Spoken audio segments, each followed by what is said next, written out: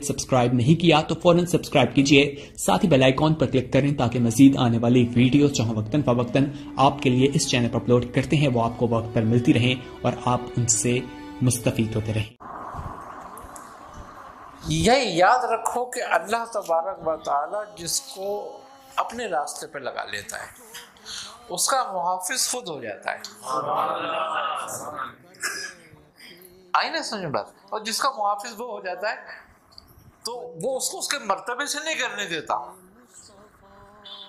उसकी तरक्की भी तौफीक बिल्ला है लेकिन मशरूत है। 4 खतरात बुजुर्ग कहते हैं ना, खतरा नफसानी, खतरा शैतानी, खतरा मुल्की और खतरा रहमानी। अब ये 4 जो खतरात हैं ये हमेशा कायम रहते हैं, हमेशा कायम रहते हैं, कभी ख़त्म नहीं होते। जब आदमी इन बिल्कुल हक के साथ मुस्तसिल हो जाता है, अपने नफ्स के तई तो वो खतरे में रहता है लेकिन रब कहता है कि ला खौफुन अलैहिम वला हुम यहज़नून, हमने इसको बेखौफ कर दिया, यानी खतरों से आज़ाद निकाल दिया इसको। अब कोई खतरा इसको नुकसान नहीं पहुंचा सकता। 3 बातों में तुम्हें बताया है ना, लेकिन हमारी समझ में नहीं आती। क्या तुम्हारी पैदाइश अपनी मर्जी से हुई है?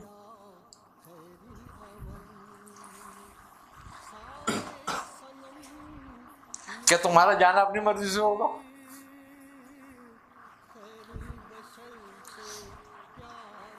क्या तुम्हारा रिस्क अपनी मर्जी से आता है? तो जब कुछ भी तुम्हारी मर्जी से नहीं है तो तुम्हारा क्या है?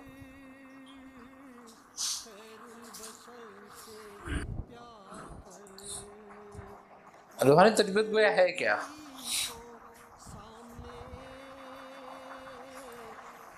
अब अगर ये कहा जाए कि भाई खल को एक तरह से देखो, बस एक ज़ाविये से, एक नज़र से देखो, तुम कैसे देख सकते हो?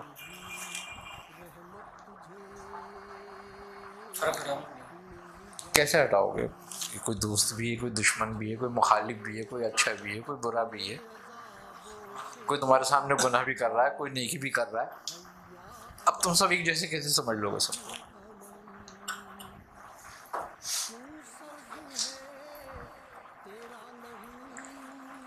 और मौलवी आदमी के लिए तो बड़ी मुश्किल काम है ये। चलो ये काम आदमी हो तो कह रहा है लानत भेजो, हमें क्या लेना देना किसी से, कोई कुछ भी कर रहा है, लेकिन मौलवी आदमी तो नहीं कह सकता ये बात, उसको तो रोकना है कि ये तो रोकना पड़ेगा उसको। तो फिर वो कैसे करेगा फर्क उसको? कि जब तक हम ज़ाहिरी हवास को मुअत्तल नहीं करते, बातिन के हवास हमारे खुलते नहीं है, कारगर नहीं होते साबित। देखो वो मार्फत तुम्हारी गैब है, समझ ना मेरी बात को, और गैब को ज़ाहिरी हवास से नहीं देखा जा सकता। और जो ज़ाहिरी हवास से जिसको तुम महसूस कर लो, देख लो, जान लो, सूंघ लो, वो गैब नहीं होता।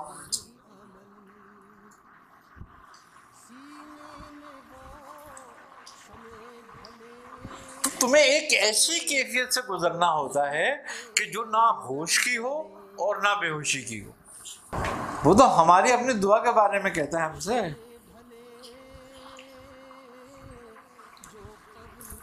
कि मैं कबूल करता हूँ, जो तू मांगता है मैं कबूल करता हूँ, लेकिन कभी उस कबूलियत का ज़हूर होता है, कभी नहीं होता। और जिसका ज़हूर हो जाता है वो ख़त्म हो जाती है, जिसका ज़हूर नहीं होता वो हमेशा रहती है। ये भी बात है, जिसका ज़हूर हो जाता है वो तो उसी वक्त ख़त्म हो गई ना, दुआ कबूल हो गई तो बात ख़त्म हो गई, मान तो उसका ज़हूर हो चुका। लेकिन जो कबूल नहीं होती, उसका ज़हूर नहीं होता, उसका ज़हूर नहीं होता तो हमेशा के लिए कायम रहती है वो, फिर वहां सिला मिलेगा उसका।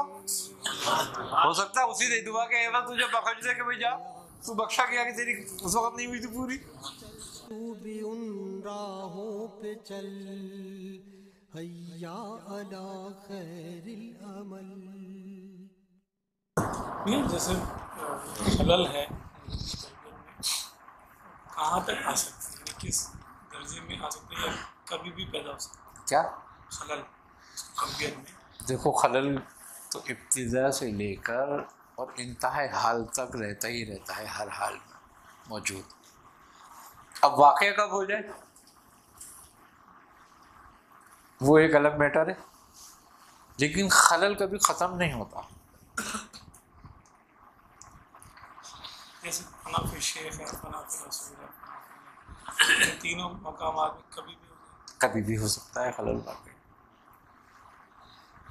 جیسے ایک درجے کے بعد فنا فی رسول ہے، فنا فی شیخ کے بعد خلل پیدا ہوتا ہے، تو کیا اس کو رینیو کرنے کے لیے دوبارہ سے تربیت کرے گا؟ نہیں،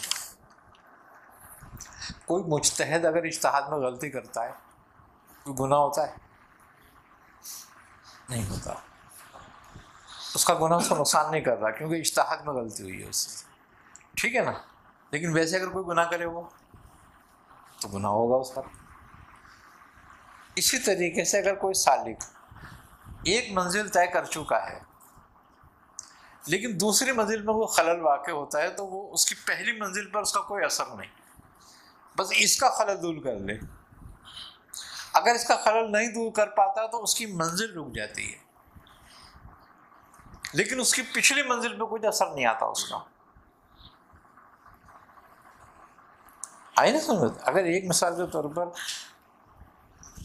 ریاضت کرتا ہوا، زہد کرتا ہوا فنا فی شیخ کے مرتبے سے نکل گیا، اب وہ فنا فی رسول کے درجے کی طرف جا رہا ہے، لیکن کوئی خلل واقع ہو جاتا ہے اس میں، تو وہ اس میں اس کا کوئی نقصان نہیں ہوگا اس کو جو پچھلا گزار چکا ہے۔ وہ اگلے میں نقصان بس اتنا ہے اس کا کہ وہ رک جائے گا، عمل اس کا آگے نہیں بڑھے گا جب تک وہ اس خلل کو دور نہیں کر لے گا۔ اب جب وہ دور کر لے گا تو پھر وہیں سے وہ شروع ہو جائے گا، آگے بڑھ جائے گا، آگے چلا جائے گا۔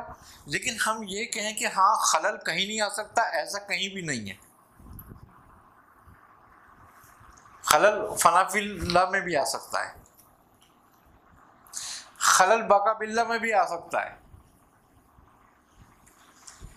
وہ جو غوث پاک رضی اللہ عنہ کے سامنے شیطان آیا تھا اور اس نے یہ کہا تھا کہ میں نے کئی اس نے تعداد کا نام دیا کہ میں نے اتنے کامل اولیاء اللہ کو اس مقام پہ لا کے گمراہ کر دیا، وہ خلل تھا۔ خلل مکان عروج میں خلل ہے۔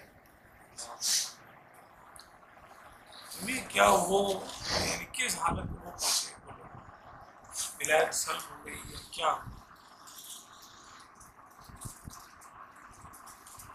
سالک کے لیے یہ بات نہیں ہوتی کہ پچھلا گر جائے، سالک کے لیے یہ بات خطرناک ہے کہ اگلا رک جائے۔ پچھلے سے وہ کبھی نہیں گرتا،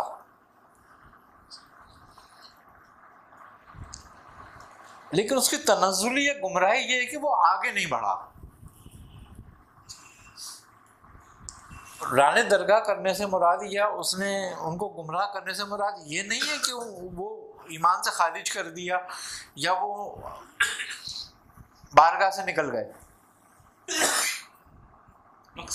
مقصد سے ہٹ گئے، یا وقتی طور پر اس میں خلل واقع ہو کے رک گیا ٹائم۔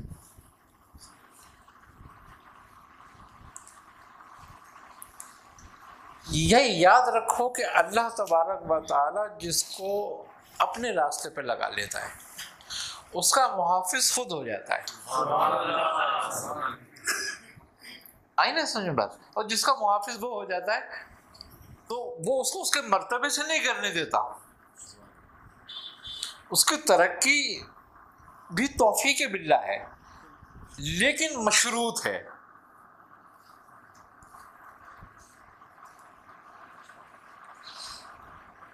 آئی سمجھ بات؟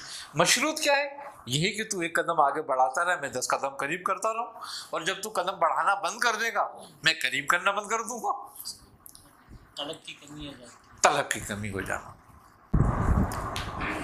سلوک کا مقام وہ ہے کہ جہاں طلب حق کے سوا ساری طلب خلل واقع پیدا کرتی ہیں۔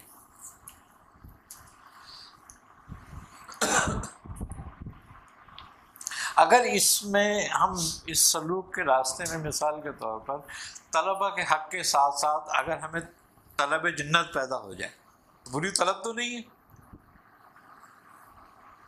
لیکن بالکل ایسے ہی ہے کہ جسے کسی اسہال کے شدید اسہال کے مریض کو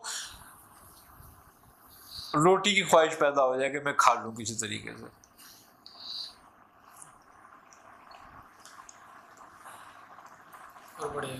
اور بڑھ جائے گا مرض اس کا.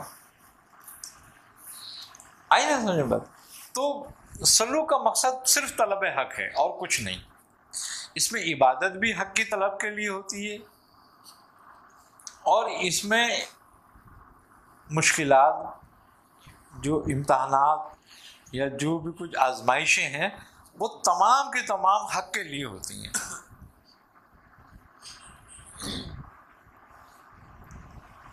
اچھا، اب جو چیز حق کے لیے کی جاتی ہے اس کا کچھ صلہ نہیں ہوتا. اگر یہ واقعہ پیش آ جائے ہمارے کو کہ ہمارے اندر اگر یہ بات پیدا ہو جائے کہ ہمیں صلہ نہیں مل رہا، تو بھی ہم خارج ہو گئے حق سے. پھر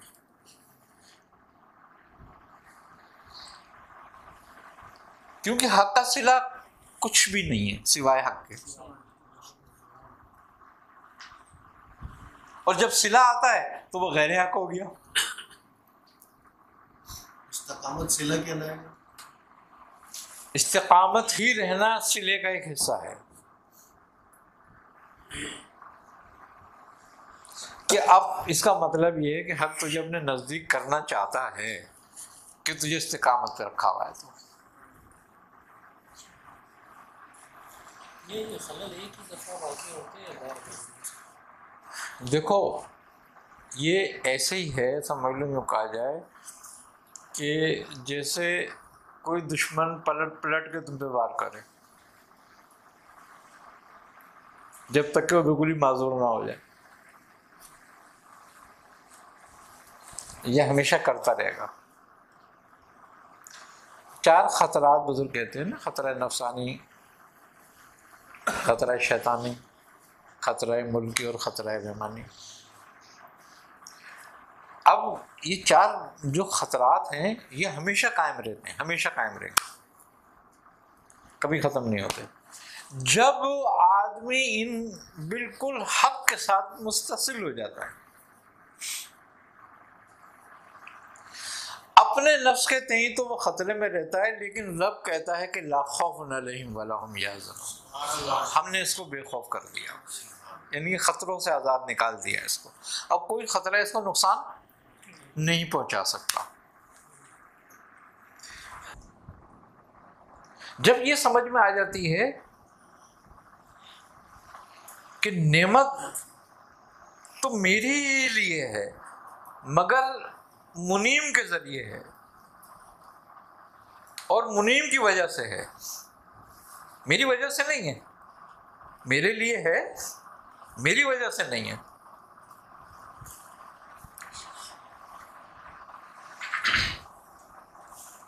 تو بات ختم ہو جاتی ہے. لیکن ہم چونکہ نعمت کو اپنی وجہ سے سمجھتے ہیں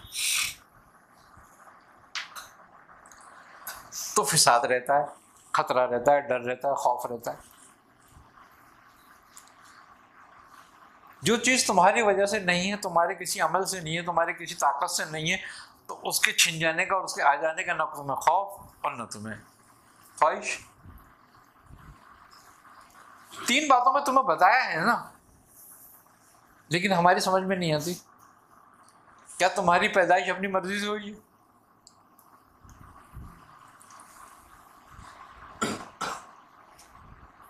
کیا تمہارا جانا اپنی مرضی سے ہوگا؟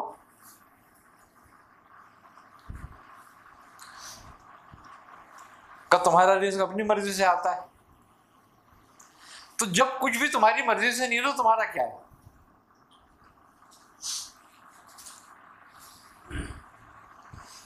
جب تیرا اپنا نفس ہی، تیرا اپنا جسم ہی، تیرا اپنا آنا، تیرا اپنا جانا جب تیری مرضی سے نہیں ہے تو پھر کون سی ایسی نعمت ہے جو تیری مرضی سے ہوگی؟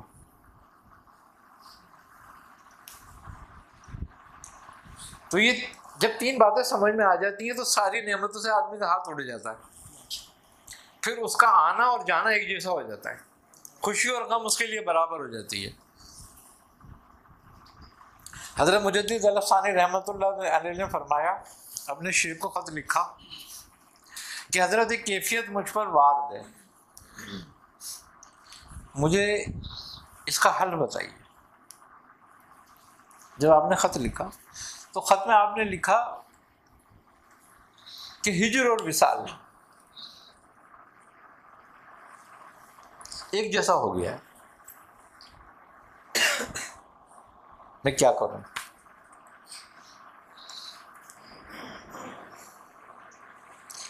جب حضرت باقی باللہ نقشبندی رحمۃ اللہ علیہ نے خط پڑھا تو آپ کی آنکھوں میں آنسو آ گئے, رونے لگے.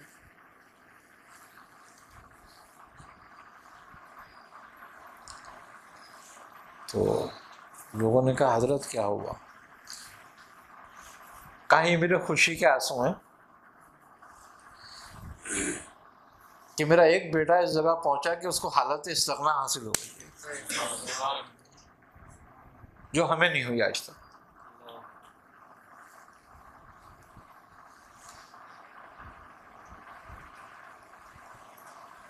اب عقل مند آدمی کے لیے تو یہ بات صحیح نہیں ہے کہ وہ خوشی اور غم میں ایک جیسا ہو جائے.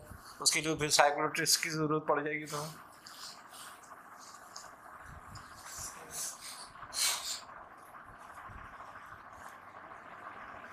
لیکن جو اس حالت کو سمجھتا ہے وہ کیونکہ کمال استغنا ہے کہ نفع نقصان ہی ختم ہو جائے, کہ حالت ایک جیسی ہو گئی. اور جب حالت ایک جیسی ہو گئی, اسی حالت کے لیے تو ساری عمر گزارتا ہے آدمی, کوشش کرتا رہتا ہے. سارا سلوک ختم ہو جاتا ہے. پھر یہ کیسے پتا چلے گا کہ ہم کس ہیں ہم کس حالت میں, یہ کیسے اپنی طلب سے, طلب سے بس. ایک شخص ہے وہ اس نے بیت ارادت کی. نہیں, بیت کا تعلق ایک الگ چیز ہے. اپنی دنیاوی حالت کی طلب سے ہی پتہ چل جاتا ہے کہاں پر کھڑا ہوا. یہ روحانی تربیت کی وجہ سے. روحانی تربیت کا اثر بھی تو ظاہر پر ہوتا ہے. روحانی تربیت گویا ہے کیا؟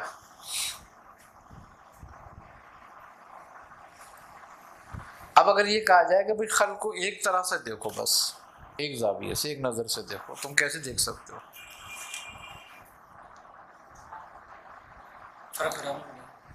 کیسے ہٹاؤ گے؟ کوئی دوست بھی ہے, کوئی دشمن بھی ہے, کوئی مخالف بھی ہے, کوئی اچھا بھی ہے, کوئی برا بھی ہے, کوئی تمہارے سامنے گناہ بھی کر رہا ہے, کوئی نیکی بھی کر رہا ہے. اب تم سب ایک جیسے کیسے سمجھ لو گے سب کو؟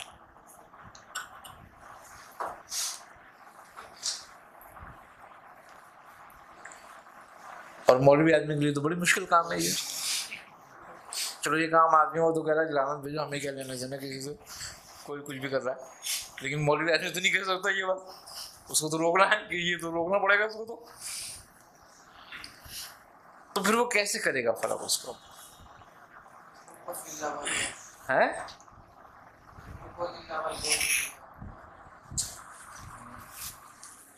کیسے؟ الحب للہ والبغض للہ, محبت بھی اللہ کے لیے اور عداوت بھی اللہ کے لیے. اپنا فعل آدمی کا کیا ہے؟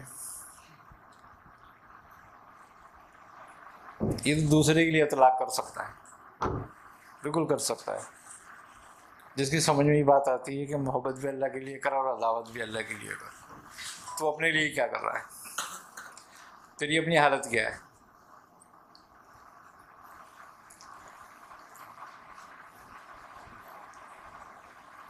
اب اپنی حالت کے کمال پر پہنچنے کے بعد یہ بات بالکل درست ہو سکتی ہے. اس سے پہلے یہ بات جو ہے پھر فساد ہے. اس کی وجہ میری اپنے گھر میں اپنی بیوی میری اللہ کے لیے کچھ نہیں کر رہی اور رسول کے لیے, میرے اپنے بچے نہیں کر رہے.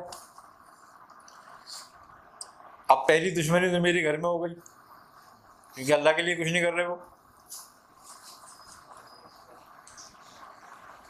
ہے نہیں یہ بات. تو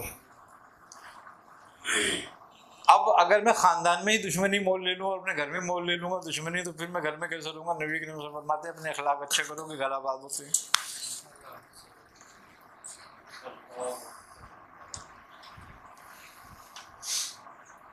اب میں کہتا ہوں بھائی تو کھانا پکاتی ہے, نماز نہیں پڑھتی ہے, لیکن اگر تو نماز نہیں پڑھے گی تو میں کھانا نہیں کھاؤں گا. وہ کہے گی تو پڑھ نہ پڑھ, مجھے کیا لینا دینا, کھا نہیں کھا. بھائی میرے بچے تو کھا رہے ہیں. یہ کنڈیشن لگا دی تو نے میرے ساتھ بھائی. وہ لڑکے جا کے اپنے میں بیٹھ جائے گی کہ نہیں تو پاگل ہے تو نفسیاتی ہے, اس کو دکھاؤ ڈاکٹروں کو. اور گھر والے بھی تم سے کہیں گے ہاں یہ تو نفسیاتی آدمی ہے. بھائی تجھے کیا پریشانی ہو گئی اپنی بیوی سے؟ تم کو کہ نماز نہیں پڑھتی, یہی کہو گے نا تم تو اس کو, یہ وضو نہیں کرتی, یہ نہیں کرتی, یہ وہ نہیں کرتی. وہ کہیں گے بھائی تو کر رہا ہے نا سب کچھ, تو کرتا رہے, بس اس کے ساتھ کیوں پڑ گیا تو پیچھے اس کے. مقصد یہ کہ حق اس وقت وہ معاملہ ہے کہ حق بات کہنے والا اکیلا رہ جائے گا. کمپرومائز کریں, کیسے کمپرومائز بھی کرے تو کیسے کرے؟ جو کر رہے کرنے دیں, ہم اپنا کام کریں. نہیں یہ بات نہیں ہے. بات یہ ہے کہ پہلے اپنے اندر کی حالت سدھارو. پہلے تم اپنے آپ کو تو تابع کرو. میں اب ایک بندہ نماز پڑھ رہا ہوں, بالکل نارمل بندہ نماز پڑھ رہا ہے, لیکن اس کے بیوی بچے نماز نہیں پڑھ رہے. بالکل صحیح ہے. اب ان کو کتنی نماز تم بھی کرتا رہے. بالکل تم بھی کرتے رہے, بالکل تم بھی کرتا نہیں مانتے تو کیا کریں؟ اب نہیں مانتے تو وہ ان کا بھی فیل ہے, لیکن تم سختی کرتے رہو اپنے تئیں. صحیح ہے. تم اپنا فرض پورا کرتے رہو 5 ٹائم پہ. ہر جب نماز پڑھنے کے لیے تم جاؤ تو ان کو بھی بولو بھائی نماز پڑھو, میں آ رہا ہوں نماز پڑھ کے. لیکن پھر ان روایتوں کو کیا کریں کہ جو جیسے اب ایک شخص ہے, بزرگ غوث اعظم نے فرمایا کہ تم بے نمازی کے ساتھ سلام بھی نہیں کرو, کھانا بھی نہیں کرو. یہاں تک بزرگوں نے کہا بے نمازی کو قبرستان میں دفن بھی مت کرو مسلمانوں کے. اب بتاؤ کتنے قبرستان بنانے پڑیں گے تم؟ آج کل کچھ لوگ ان چیزوں کو کرو. انہی کو جو یہ بات کہہ رہے ہیں انہی کے گھر میں سے کتنے لوگ اس قبرستان میں دفن ہوں گے اور خاندان کے. اسلام سخت ہے, بہت سخت ہے اور بہت نرم ہے, لیکن ماحول پیدا کرو ویسا پہلے. صحیح. جب تم وہ ماحول بنا چکو تو پھر تم یہ اطلاق کر سکتے ہو, بالکل کر سکتے ہو, کرنا چاہیے ہمیں. لیکن ہمیں اس کے ماحول کی ضرورت ہے نا. انفرادی طور پہ ایک پہ دین نافذ ہوگا, اجتماعی نہیں ہو سکتا. اجتماعی نہیں ہوگا کبھی بھی. اب دین تمہاری محبت, تمہاری اخلاق اور تمہارے طریقوں سے ہوگا. جتنی تم اپنا اخلاق اچھا کرو گے, دین پہ چلو گے, تو تم ان کو دین کے اخلاق سمجھاتے جاؤ آہستہ آہستہ. جب دین کے اخلاق سمجھاتے جاؤ گے, دین کے احکام نافذ ہوتے جائیں گے. صحیح. جب تک تم دین کا اخلاق نہیں سمجھاؤ گے اور احکام نافذ کرنے کی کوشش کرو گے تو احکام کو کوئی قبول نہیں کرے گا, دین کے اخلاق کو قبول کرے گا. اور دین کا اخلاق ہی کی آخری دین کے احکام کی پابندی ہے.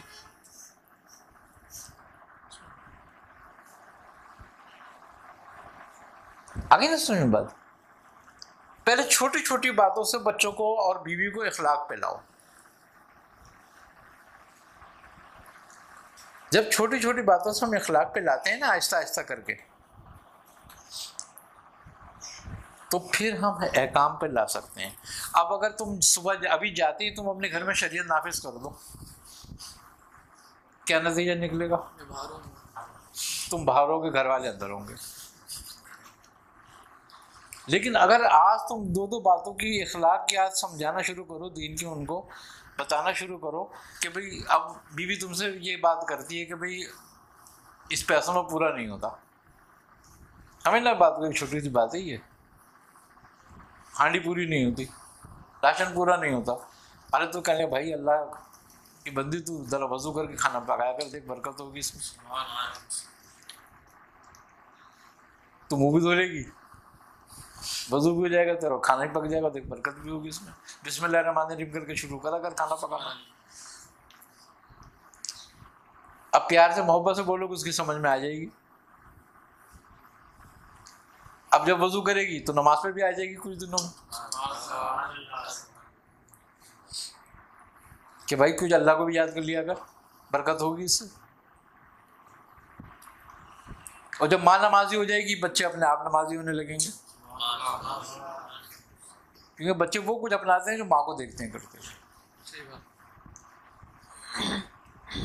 اب جب تمہارے گھر میں نمازی ہو گئے تو پھر ان کو نماز کی برکتیں بھی پتہ چلنے لگیں گی. اور پھر ایک خوبی کی بات یہ ہے کہ اللہ کے ذکر کی ایک خاص بات ہے کہ جب اللہ کا ذکر بندہ کرتا ہے نا, بندے کرتے ہیں جو بالکل بھی نہیں جانتے اس کہ ہم کر کیا رہے ہیں, ان کے دلوں میں اطمینان پیدا ہوتا ہے. اور جب ان کے دلوں میں اطمینان پیدا ہوتا ہے تو ان کو تھوڑا بھی بہت لگتا ہے.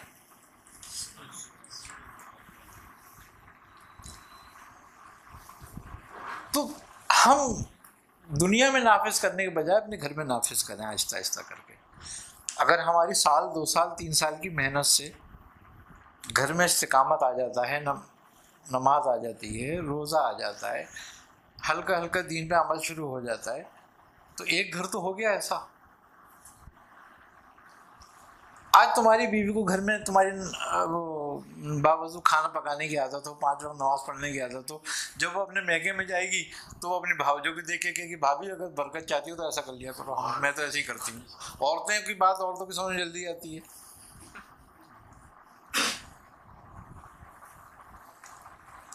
اللہ میں معاملات، دین پہ معاملات آہستہ ہی آہستہ آ سکتے ہیں. یہ دین جو ہے نا، ایک سب سے بڑی بات یہ ہے کہ یہ مسلط کرنے کی چیز نہیں ہے، یہ اپنانے کی چیز ہے. ہم اس کو اپنائیں، اپنی زندگی کا روٹین بنائیں. دین کوئی ایسی بات تو ہمیں نہیں بتاتا نا کہ جو عام معمولات سے ہٹ کرے. بھئی کوئی ایسی بات تو ہمیں نہیں بتاتا دین جو تمہاری زندگی کے معاملات سے ہٹ کرے. دین یہ نہیں کہتا تو نئے کپڑے پہن، یہ کہتا پاک پہن. تو پاک کرنے میں کیا برائی ہے ہمیں؟ بھائی کپڑے چلو نئے کے پیسے نہیں ہیں نا ہمارے پاس، لیکن پاک کرنے کے تو ہیں نا ہمارے پاس اتنے وسائل کہ ہم کپڑا پاک پہن سکتے ہیں. دین یہ نہیں کہتا کہ تو روز نہا لیکن تو باوضو رہے، پاک رہے، یہ کہتا ہے دین. تو اس میں کیا برائی ہے؟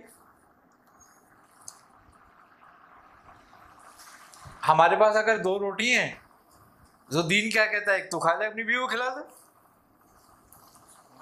دین یہ کب کہتا ہے 2 تو ہی کھا یا 4 ہی کھانی پڑیں گی تو یہ روٹی ہیں؟ سادن نہیں ہے تو پانی سے کھا لے. دین تو اخلاق کا کمال سکھاتا ہے. دین تجھے کسی کا محتاج کرنا نہیں چاہتا. دین یہ نہیں کہتا کہ تیرے پاس کار نہیں ہے تو تو کار میں ہی جائے گا، تو کسی طرح کار حاصل کر. وہ تو کہتا ہے تیرے پیر کائے کے لیے دیے، جا پیدل. اس لیے دیے تھے کہ تو چلے خوب، تیری صحت بھی اچھی رہے.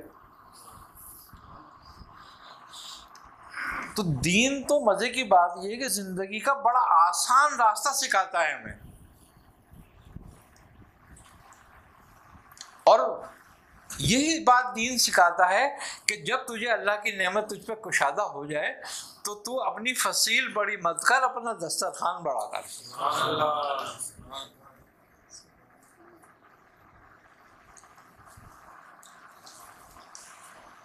دین تو ہمیں یہ سکھاتا ہے.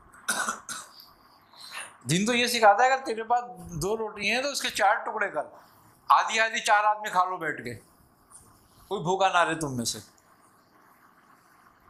تو اس سے زیادہ آسان کیا سکھائے گا دین اور ہمیں بات؟ ہم دین کو ہوبے کی طرح مسلط کرنا چاہتے ہیں، جبکہ ایسی کوئی چیز نہیں ہے دین میں کہ جو مسلط کی جائے.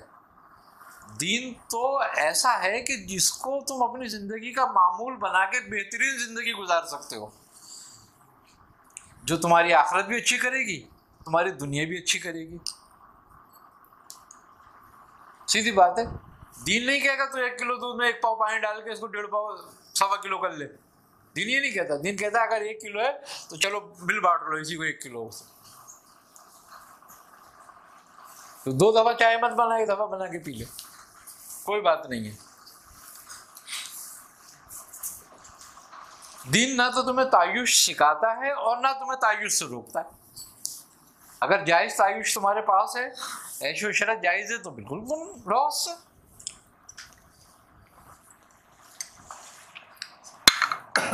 اور کیا کہتا ہے دین؟ دین تو اتنا محتاط ہے، وہ کہتا ہے کہ تو پھل کھا، اس کے چھلکے بھی اپنے پڑوسی کے سامنے مت ڈال، تاکہ اسے احساس کمتری نہ ہو جائے. اور دین تمہیں کیا بتاتا ہے؟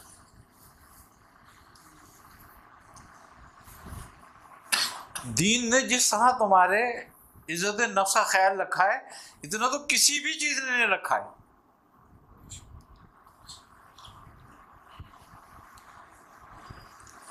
کون سا رکن دین کا ایسا جو پیسوں سے ہوتا ہے پورا؟ اور جو پیسوں سے پورا ہوتا ہے اس کی شرط یہ ہے کہ جب تیرے پاس ہو، نصاب ہو، صاحب نصاب ہو، تو کر اس کو، اور نہیں ہوتا تو ساری زندگی نہ ہو. کوئی سوال نہیں تجھ سے اس پہ. تو مقصد یہ کہ دین جو ہے وہ تو ہمارا معمولات زندگی ہے،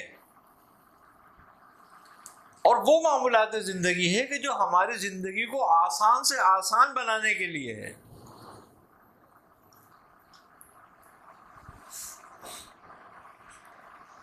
ہم اس کو اگر مشکل کرتا جاتے ہیں تو وہ ایک الگ میٹر ہے.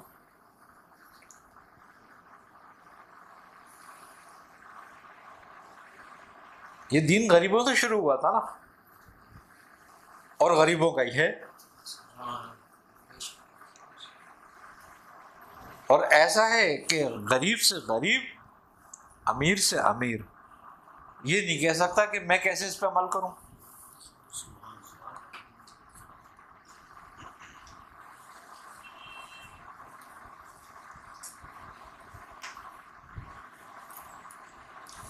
وہ دین ہمارا وہ دین ہے کہ جو کافر کو بھی نہیں چاہتے کہ یہ بھوکا سو جائے.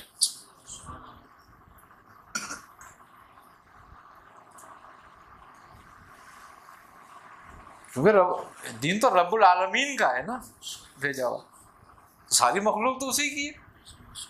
تو وہ ایسا دین بھیجے گا کہ کسی کی حق تلفی ہو. اس نے ہر کا حق کا خیال رکھا. بڑا آسان ہے دین، بہت آسان ہے اگر ہم معمولات میں لائیں، لیکن مسلط کریں تو بہت مشکل ہے.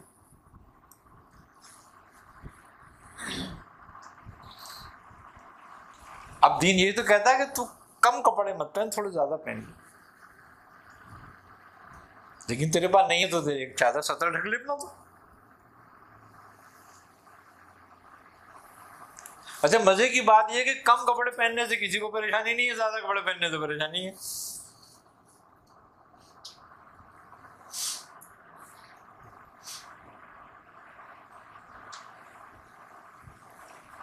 جو عورت کم کپڑے پہن کے گھومے وہ روشن خیال ہے، جو تھوڑا زیادہ پہن کے گھومے کہ اپنا صدر ڈھک لے وہ بری سمجھی جاتی ہے. اچھا اس کو وہ برا سمجھتے ہیں کہ جو اپنے گھر میں نہیں پہننے دیتے کم کپڑے.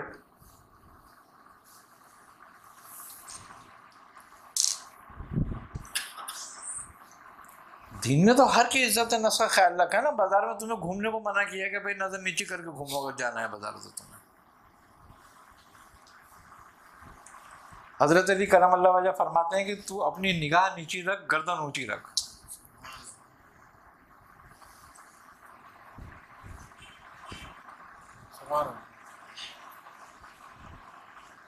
اب بازار میں خالی میری اپنی عورتیں تو نہیں گھوم رہی ہوں گی، ہر مذہب ملت کی عورت بازار میں ہوگی نا. تو اسلام تو ہر مذہب اور ملت کی عزت کا خیال رکھ رہا ہے. تو اسلام سے زیادہ پھر اخلاق اور تحفظ والا کون سا دین ہے؟ تو ہم کیونکہ معمولات میں سے نہیں ہے نا ہمارے. اگر ہم دین کو اپنے معمولات میں بنا لیں اور اپنے معمولات میں سے دین کے معاملات کو عمل کرنا شروع کریں، روزانہ اس پر عمل کریں، تو زندگی ہماری بڑی آسان ہوتی چلی جاتی ہے. اب 5 وقت نماز پڑھنے والے کو 5 وقت منہ دھونا پڑتا ہے نہیں پڑتا ہاتھ پیر؟ تو بتاؤ تمہیں کون سی بیماری آئے گی؟ 5 وقت ورزش کر رہے ہو تم.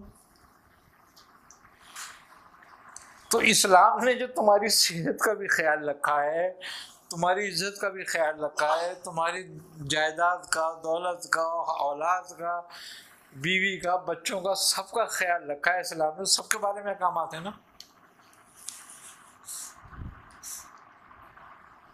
واحد مکمل دین ہے کہ جس میں ہر چیز تمہیں ہر کیوں، کیا اور کیسے کا جواب ملتا ہے.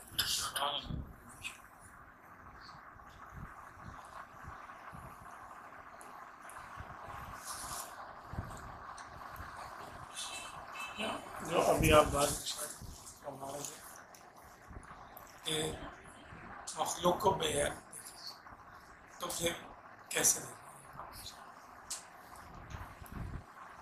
آپ نے جیسے فرمایا کہ عام لوگ تو نہیں دیکھ سکتے ایسا، اس کا طریقہ کیا؟ ہاں میں یہی کہہ رہا تھا، یہ سب اپنے اپنے وقت کے مقامات کی بات ہے. ہر چیز ایک جیسی نہیں ہوتی. اگر ہم نیلا گلاس لگائیں گے تو نیلا نظر آئے گا، اور پیلا لگائیں گے تو پیلا نظر آئے گا، کالا لگائیں گے تو کالا نظر آئے گا. ساری مختلف مراتب میں مختلف مقامات سے گزرتا ہے. جیسے کہ مثال کے طور پر اگر ہم سلوک کی 99 منازل کی بات کرتے ہیں تو ہر منزل کسی ایک اسم سے تعلق رکھتی ہے اور اس کی صفت کا ظہور اس پر ہوتا ہے. اب یہ قول کہ جب تو خلق کو بے عیب جانے کس کا ہے؟ حضرت سرکار شیخ عبد القادر جیلانی رحمۃ اللہ علیہ. اب یہ قول ہر ولی کا دعویٰ نہیں ہو سکتا.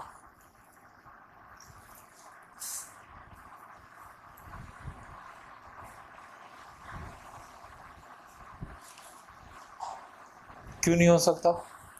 کہ کوئی مقام سمدیت میں ہی نہیں ہے.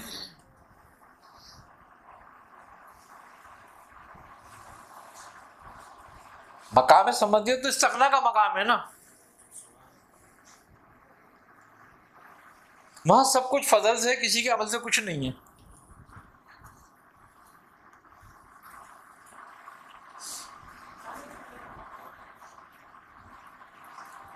تو اب جو اس مقام میں آ جائے گا تو وہ کہے گا ٹھیک ہے، ہاں یہ بات تو درست ہے. اور جو اس مقام میں نہیں وہ کہے گا ایسے کیسے ہو سکتا ہے؟ کیا کہ جس نے نیچے نیلا گلاس لگایا وہ کہہ رہا ہے سارا نیلا نیلا ہے، کیا بات ہے؟ دوسرا کہے گا تو پاگل ہے کوئی، کہاں نیلا ہو رہا ہے؟ اب چونکہ اس نے گلاس ہی نیلا لگایا ہوا ہے اسے سب نیلے نظر آئے گا. ایسے جیسے سنا آپ سے کہ اللہ تبارک و تعالیٰ نے مخلوق کو پیدا کیا تو اپنی صفات کو ظاہر کیا، تو جو شریعت کے لحاظ سے چیزیں شر شمار ہوتی ہیں تو حقیقت میں تو وہ شر نہیں ہے کہ اللہ تعالیٰ کی طرف سے، اور اللہ تعالیٰ نے اپنے اختیار سے ان کو پیدا کیا. تو یہاں سمجھنا یہ تھا کیا ان کا ظہور اللہ تعالیٰ کے اختیار سے ہے؟ صفات کا ظہور جیسے ہم صفات کا ظہور تو افعال سے ہی ہے نا. صفات کا ظہور تو فعل سے ہے، افعال سے ہے. آئی نا سمجھ بات. اور جب تک کسی صفت کا ظہور اس کا فعل صادر نہیں ہوتا تو ظہور نہیں ہوتا صفت کا.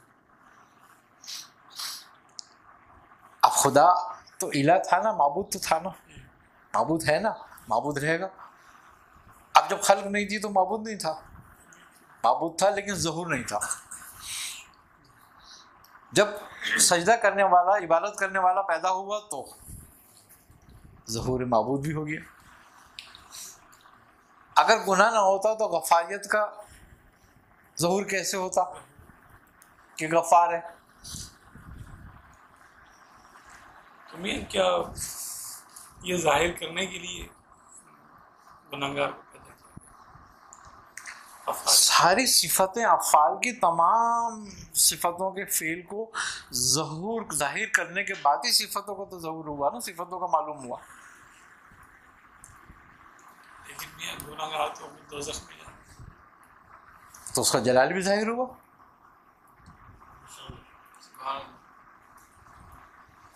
میں وہ مخلوق کو بے کہنے کی توجیہ یا جیسے کہ بھائی سید رحمۃ اللہ علیہ کے بارے میں آتا ہے اس وقت تک صوفی نہیں ہوتا جب تک کہ بچے کی طرح نہ ہو جائے.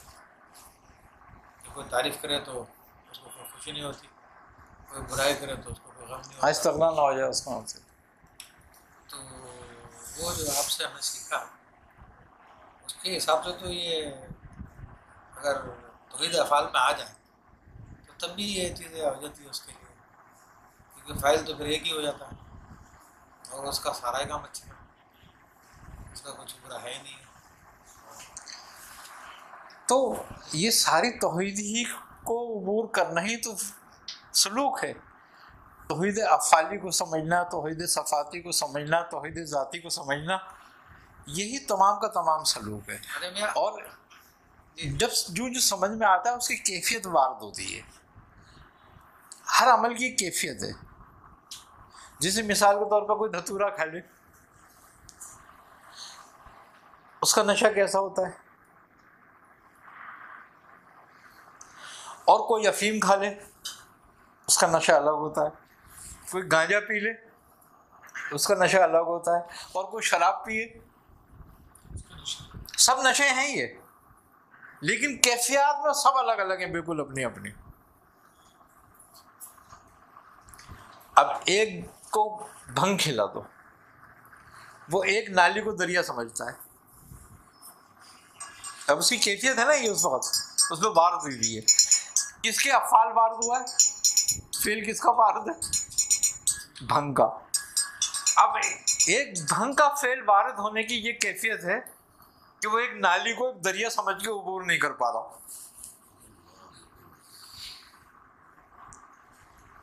اب یہی حال یہ ہے کہ اس کو شراب پلا دو اور شیر سے لڑا دو,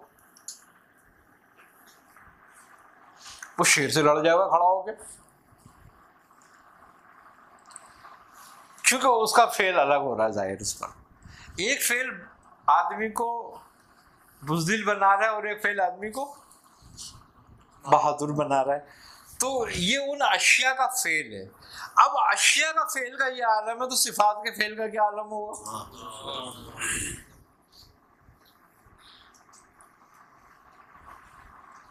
اب ایک آدمی کو مچھر کاٹ جاتا ہے, وہ کانپنے لگتا ہے, لرزہ پیدا ہو جاتا ہے اس کو, وہ کہتا ہے لحاف ڈالو مجھ پہ, سردی لگ رہی ہے, لحاف ڈالو ڈالو ڈالو, ڈالے جاؤ تم اس پہ کمبل ڈالے جاؤ, اندر بھی ہلا ہوگا بیٹھا ہوا ہے نا.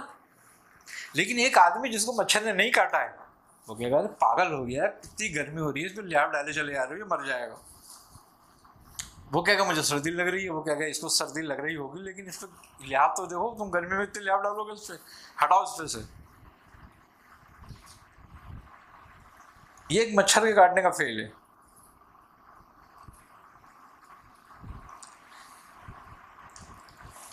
خوبی کی بات یہ ہے کہ ہر چیز کا ایک اثر ظاہر ہوتا ہے, تمام ایکشن کا ریئیکشن آتا ہے.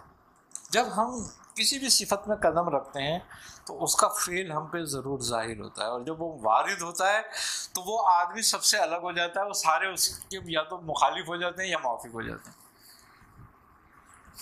وہ آدمی سب سے ہٹ کے بات کر رہا ہوتا ہے.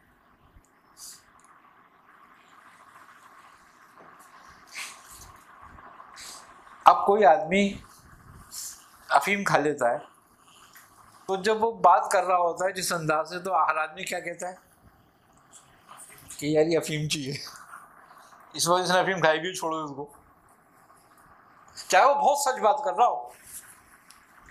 لیکن چونکہ اس وقت وہ فعل اس پر ایسا وارد ہوا ہوا ہے کہ اس کی بات کی کوئی اہمیت نہیں ہوگی. وہ بالکل سچ سچ بول رہا ہوگا چاہے شراب پی کے, لیکن تم کو ہوگا شرابی ہے, بکرا ہے, ایسے ہی بکنے دو اس کو, ایسے بکتا ہے شراب پی کے, لیکن وہ صحیح بول رہا ہوتا ہے. لیکن چونکہ وہ فعل ایسے میں ہے کہ وہ قابل قبول نہیں ہے اس کی بات. یہ فعل اس شراب کی جو صفت ہے اس کا فعل ہے. کیا تو جب سلوک کی کوئی اور جب کوئی تجلی کسی اسم کی اور کسی صفت کی جب ظاہر ہوتی ہے نا, تو اس کے فعل کا کیا عالم ہوتا ہوگا.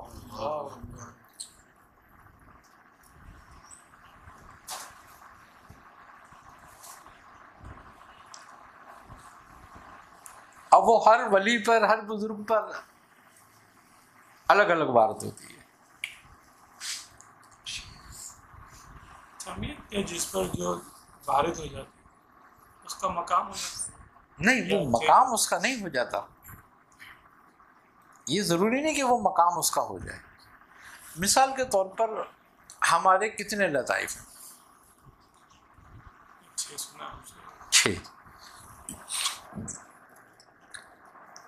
6 سے لے کر سلاسل میں 10 لطائف تک کا ہے. اب وہ الگ الگ باتیں ہیں کہ وہ سب کے اپنے اختلافات ہیں، لیکن ہم اگر 6 بھی مان لیں تو اصل جو سب سے بڑا لطیفہ وہ قلب ہے نہیں بات؟ اب لطیفہ قلب کا یہ عالم ہے کہ اگر کسی پہ وارد ہوتا ہے اس کا اثر،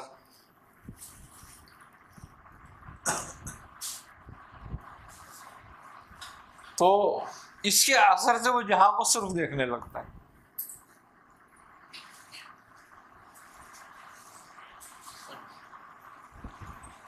رنگ میں سرخ نہ. ہاں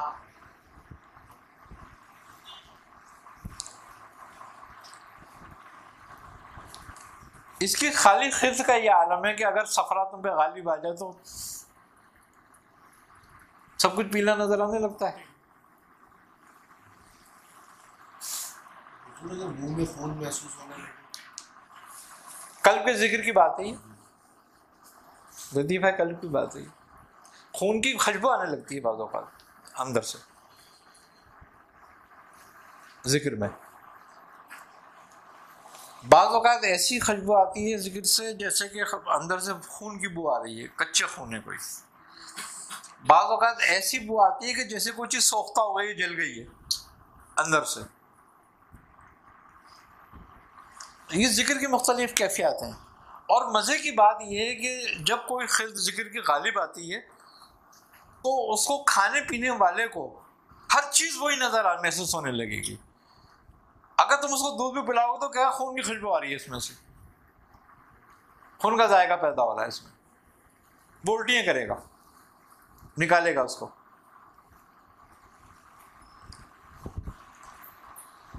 یہ عجیب ایک خیریت ہے. اچھا غلبہ جو ہوتا ہے، جب تک غلبہ نہ ہو کسی بھی لطیفے کا، جب لطیفہ کا ذکر کیا جاتا ہے تو جب تک غلبہ نہ ہو اس کا، تو اس کا فیض وارد نہیں ہوتا، کھلتا نہیں ہے.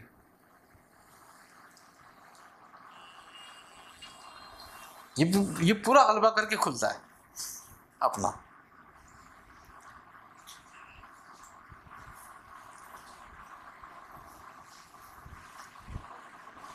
ایک کتا کسی کو کاٹ جاتا ہے، کیا حالت ہوتی ہے اس کی اگر اس کا تریاک نہ دیا جائے تو؟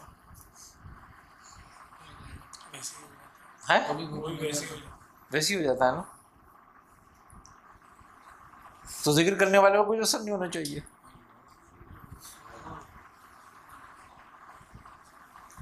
جو اپنے جسم میں اتارے گا ذکر کو، اس کا کیا عالم ہونا چاہیے.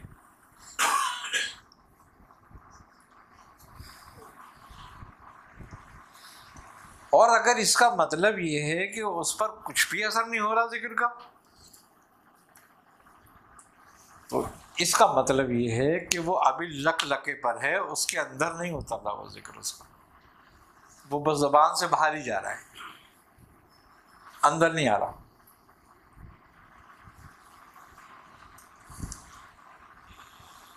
جب لا کا اثر ہوتا ہے نا، سب کچھ مفقود ہو جاتا ہے.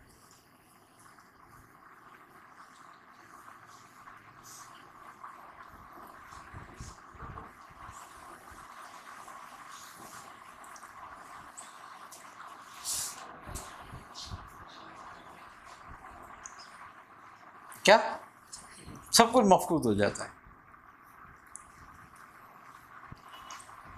اور جب آدمی اللہ پہ پہنچتا ہے نا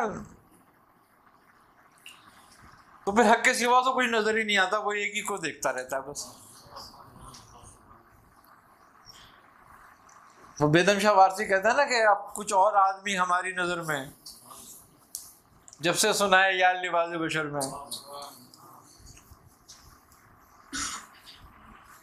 یہ کیفیتیں ہیں. اگر تم یہ کہو گے نا سب ایک جیسے ہیں، وہ کہیں گے پاگل ہے یہ تو کوئی. لیکن تم اب دوسری کیفیت میں ہو، اس وقت تم اپنی نظر سے دیکھ رہے ہو. اب ہر آدمی تمہاری بات سے متفق ہو جائے کہ نہیں یہ صحیح کہہ رہا ہے، تو یہ تو کوئی بات ہی نہیں رہے گی. پھر سارے لوگ تمہاری بات سے متفق نہیں ہوں گے، بلکہ تمہارا اپنے ساتھ رہنے والا بھی ہر وقت جو تمہاری کیفیت سے واپس واقف ہوگا نا، وہ بھی ایک دفعہ تمہارا منہ دیکھے گا کہ کیا کہہ رہا ہے، بعد میں کیا کو سمجھنے میں ٹائم لگے.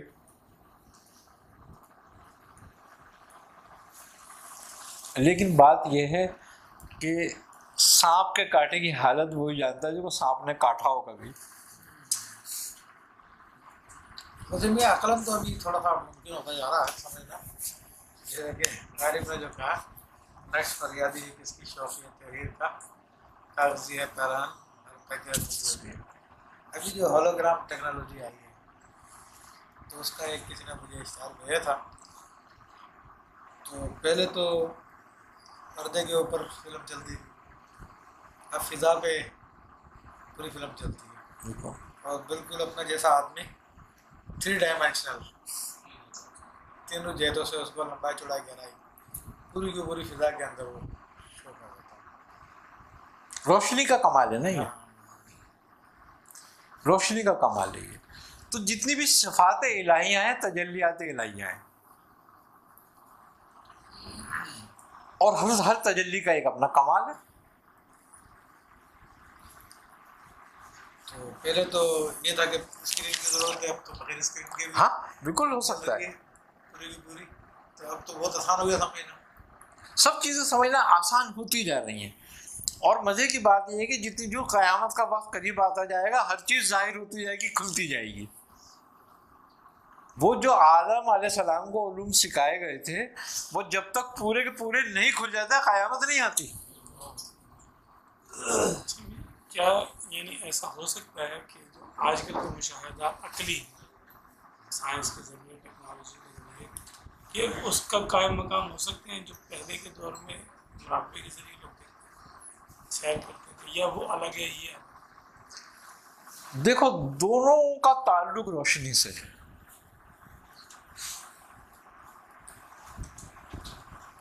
اس مراقبے کا بھی اور اس مراقبے کا بھی اور یہ ٹیکنالوجی کا بھی تعلق اصل دونوں کی روشنی ہے،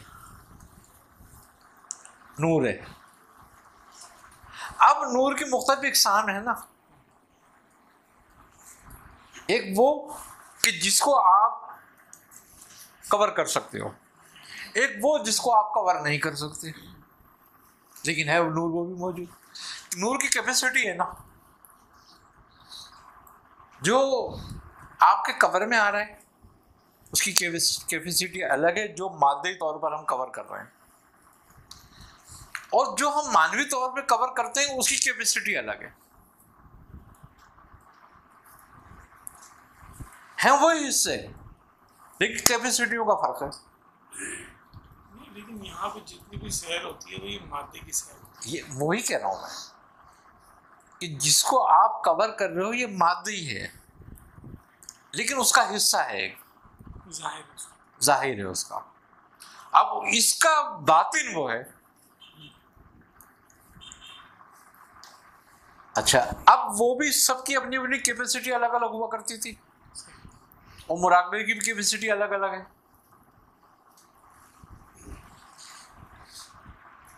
جس میں قوت جاذبہ جتنی زیادہ ہے،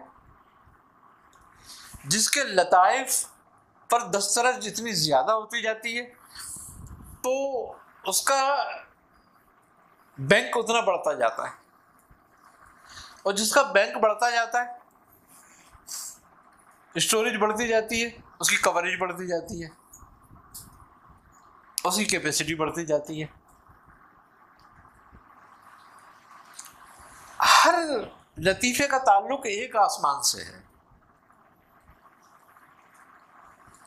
اب جس کی منزل جہاں ختم ہوتی ہے، کسی کی اگر قلب پہ ختم ہو گئی تو کوئی پہلے آسمان پہ ختم ہو گئی، دوسرے آسمان پہ ختم ہو گئی. جس کی روح پہ رک گئی تیسرے آسمان پہ رک گئی، چوتھے آسمان پہ رک گئی. اب وہ کیپیسٹی کو بڑھائے گا نا، اور جو خفی الاخفا پہ پہنچ گیا اس کا مطلب ہے عرش پہ پہنچ گیا، ساتویں آسمان پہ پہنچ گیا، اس کی کیپیسٹی وہ ہو گئی. یہ عروج کی کیفیت ہے یا نزول؟ یہ عروج کی ہے. نزول میں تو سب ایک جیسی ہو جاتی ہے. پھر اس میں بزرگوں سے جیسے کتابوں میں آتا ہے کہ نزول پہ ہی جو نا تکمیل ہوتی ہے، جس کا نزول جس لطیفے میں ہوتا ہے. بالکل اسی طرح ہے کہ یہ راؤنڈ واپس ہوئی ہے. آئی نا سمجھ میں بات؟ ہر چیز اپنے مرکز سے چل کر اپنے مرکز پر آ کے ختم ہوتی ہے. یعنی ایک شخص ہے اگر اس کا نزول نفس میں ہو رہا ہے لیکن وہ یعنی گھوم کے تو وہ آئے گا پورا اخفا سے گھوم کے آئے گا, اس کو نہیں معلوم کہ میرا نزول کہاں ہونا ہے, لیکن وہ چل تو رہا ہے. تو یوں تو ہر کوئی گزرے گا اس مقام سے. نہیں, ہر کوئی کیوں نہیں, اس لیے نہیں گزرے گا ہر کوئی کہ اگر ہر کوئی عروج مکمل کر لے گا تو وہ گزرے گا. جس کا عروج مکمل ہی نہ ہوا ہو بھی اور درمیان میں اس کو موت آ جاتی ہے یا درمیان سے وہ واپس ہو جاتا ہے, آگے نہیں بڑھتا. ہاں بالکل.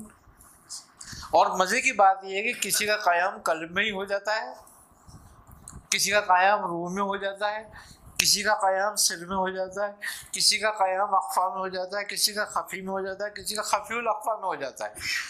تو اس کی ولایت وہیں سے ہو جاتی ہے شروع. مجید الفیضانی رحمۃ اللہ علیہ نے جو مکتوبات میں لکھا ہے اس میں تو فرمایا کہ سب سے افضل وہی ہے جو سب سے زیادہ نزول ہے.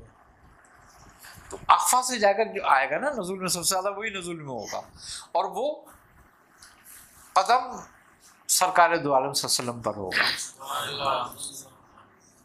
اس کا دائرہ بڑا ہوگا, ولایت کبریٰ پہ ہوگا, وہی ولایت کبریٰ کہلاتی ہے. اچھا میں یہ جو خدا خلق کو جو ہے بے دیکھنے والا اس کو کس طریقے سے دیکھیں, کس طریقے سے ہم کس طریقے سے اپنے عیب ختم کر کے, کافر مومن کا فرق نہیں ہے, اپنے عیب ختم کر کے. کافر مومن کا فرق نہیں, اپنے عیب ختم کر کے. جب تک اپنے میں عیب نظر آ تو پھر دوسرے میں عیب نہ دیکھیں. جب تک دوسرے میں عیب نہیں دیکھے گا. اچھا مولوی بندے کیسے دیکھیں ہے جو مولوی ہے مفتی کیوں اس کے اپنے اندر عیب نہیں ہوتا کوئی بھی. اس میں مفتی اور دیکھو مفتی ہونا, علماء عالم ہونا یا مولوی ہونا تو دوسروں کی ظاہری ہدایت کے لیے ہے, لیکن باطنی اصلاح کے لیے تو زیادہ ہے یہ, کیونکہ باطنی نقصانات یہ جتنے دیکھ سکتا ہے اتنے عام آدمی نہیں دیکھ سکتا. اگر میں یہ ظاہر کا معاملہ الگ ہے, باقی ہاں معاملہ الگ ہے. علم شریعت ہے نا وہ تو. دیکھو جو بات بھی دیکھے گا میاں وہ شریعت کو تو نہیں چھوڑے گا, کافر مومن کا فرق تو نہیں ترک کرے گا. اب گھی پینے والا دودھ چھوڑ دے گا,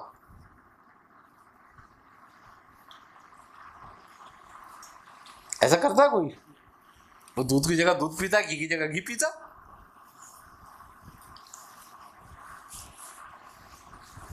تو شریعت کا معاملہ تو دودھ کی طرح ہی ہے نا. اگر وہ نہ ہوگی تو گھی بھی ہوگا, پھر بناسپتی ہوگا اگر ہوگا تو. یہ بات جو لوگ اہل باطن تھے وہ لوگ بھی جب اہل ظاہر سے بات کرتے ہوں گے تو وہ مطابق بات کرتے ہیں. دیکھو مزے کی بات یہ ہے کہ حکمت کیا چیز ہے. لوگوں سے وصول کرتے ہیں. حکمت یہ ہے کہ ہر آدمی سے اس کی سمجھ اور اس کی لیول کے مطابق بات کرنا, یہ حکمت کہلاتی ہے. اب ایک آدمی اگر کوئی گناہ کر رہا ہے تو تم نے کہا یار میں اس کو کیوں روکوں گناہ سے, نہیں تم بھی گناہ گار ہو گئے, تمہیں اس کو گناہ سے روکنا ہے. آگے سمجھ بات. اب حکمت یہ ہے کہ گناہ سے روکنے کے بعد اس کو گناہ کے نقصانات بتا کے پھر اس سے تائب کرا دو اس کو ہمیشہ کے لیے. اس سے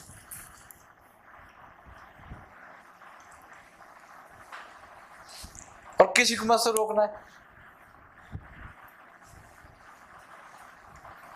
یہ ہے بات.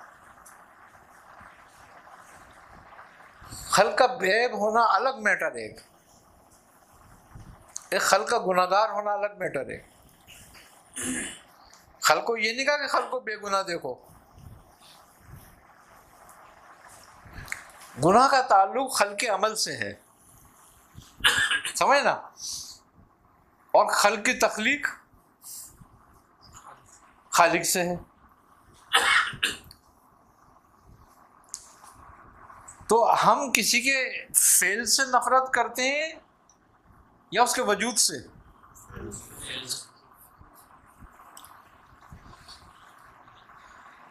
اب اگر ہم کبھی فعل کو بھی اچھے کے اندر رکھ دیں، تو یہ تو پھر ہمارا اختراع ہوا اور ہم شدید گناہ گار ہوئے۔ اختراع کرنے کی ضرورت نہیں ہے ہمیں اس میں، شریعت نے جس کو جہاں رکھ دیا ہم نے اسی مقام میں اس کو دیکھنا ہے۔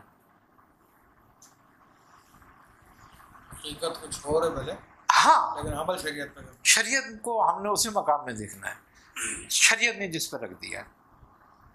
تو اب ہم اگر کسی میں گناہ دیکھتے ہیں تو ہم اس کے گناہ سے نفرت کرتے ہیں، اس کے وجود سے کرتے ہیں، کیا گناہ سے کرتے ہیں۔ تو اس کا مطلب یہ ہے کہ اگر ہم اس کو بے عیب دیکھنا چاہتے ہیں تو اس کو گناہ سے دور کرتے ہیں۔ جو آپ نے پہلے بھی مثالیں دی تھی، مٹی کا گھوڑا، مٹی کا ہاتھی، مٹی کا گھوڑا، لیکن ہاتھی ایک بڑا گھوڑا، حقیقت معلوم ہے مٹی کی کیا ہے، مٹی کے لیکن ہر ایک کے ساتھ اس کا الگ نام ہے، الگ نام، اس سے اسی سے ڈیلنگ کریں۔ ہاں تو جو ظاہر کے مطابق ڈیلنگ کرنا شریعت ہے، شریعت۔ باطن میں ہمیں پتا ہے کہ ہاں یہ مٹی ہے۔ دیکھو علم الادیان ہے نا، دین کا علم ہے نا، دین کا ظاہری علم کیا ہے؟ شریعت ہی ہے نا، فقہ ہی ہے نا۔ اب اگر ہم اس کو ترک کر دیں تو ہم نے اگر دین کے ظاہر کو ترک کر دیا تو باطن ہمارے تک کیسے پہنچے گا؟ دودھ اٹھا کے تم پھینک دو تو اب لسی اور گھی کہاں لے جائے گا؟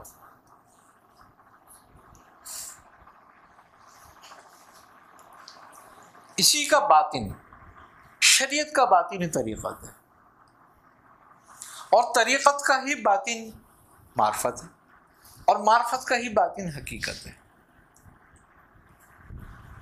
لیکن سب کا مقام دل ہے، ان سب کا مقام اور شریعت کا مقام ظاہر ہے۔ ظاہر ہے۔ ایک بڑا اچھا جملہ انہوں نے لکھا شیخ احمد ابن عجیب رحمہ اللہ نے، کہ میدان جہاد میں بھی جو مسلمان لڑتے ہیں تلوار اٹھا کے، تو باطن میں تو یہ عقیدہ رکھے کہ یہ سب خدا کے خیال سے مخور ہیں، اس لیے کہ کافر ہیں، اس لیے کافر ہیں، کہ تلوار اس لیے اٹھا رہے ہیں شریعت کا حکم۔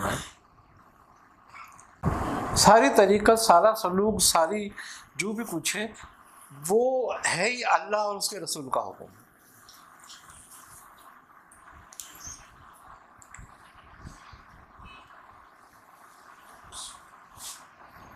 اب شریعت جب کافر کو قتل کرنے کا حکم دیتی ہے جہاں پر،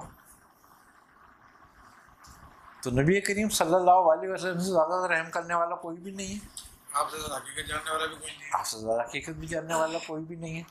تو اس کا مطلب یہ ہے کہ جو شریعت کا تلوار اٹھانے کا حکم دیا ہے تو اس کا بوجھ کم، اس کے گناہ کم کرنے کے لیے کرا ہے، اس پہ یہ احسان کیا جا رہا ہے ایک۔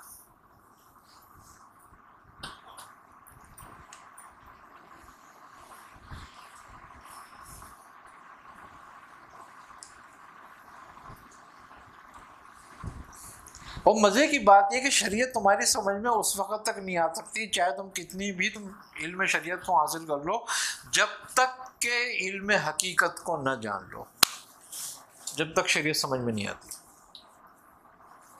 ہم شریعت کا صرف ظاہر دیکھ سکتے ہیں، اس میں ظاہری حکم لگا سکتے ہیں، مگر شریعت کو سمجھ اسی وقت سکتے ہیں جب حقیقت سامنے سمجھ آ جائے، حقیقت تک پہنچ جائے۔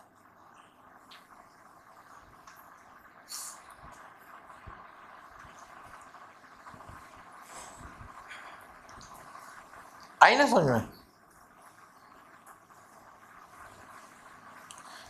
کیوں کہ یہ مقام محمدی کا ظاہر ہے،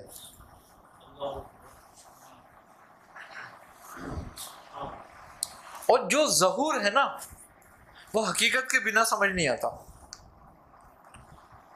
کہ ظہور کی حقیقت کیا ہے۔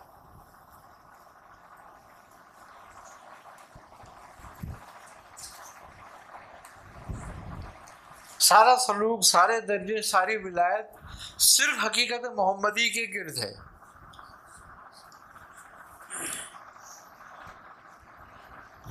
یہ ہاں میم کا ایک حصہ ہے۔